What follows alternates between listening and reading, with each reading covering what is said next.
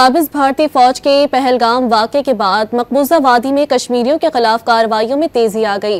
जुनूबी इलाके में कश्मीरी शहरी के घर को तबाह कर दिया।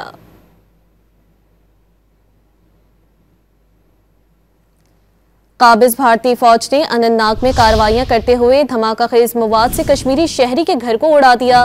इल्जाम आयद किया कि जिस शहरी के घर को तबाह किया गया वो पहलगाम हमले में मुलव्विस था। काबिज भारतीय फौज के पहलगाम वाक़े के बाद मकबूजा वादी में कश्मीरियों के खिलाफ कार्रवाइयों में तेजी आ गई।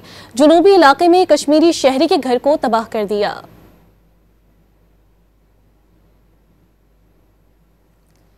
काबिज भारतीय फौज ने अनंतनाग में कार्रवाइयां करते हुए धमाका खेज मवाद से कश्मीरी शहरी के घर को उड़ा दिया।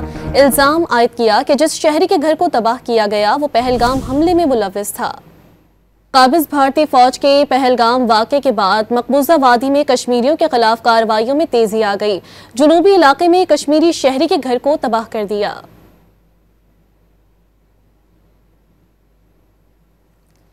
काबिज भारतीय फौज ने अनंतनाग में कार्रवाइयां करते हुए धमाका खेज मवाद से कश्मीरी शहरी के घर को उड़ा दिया।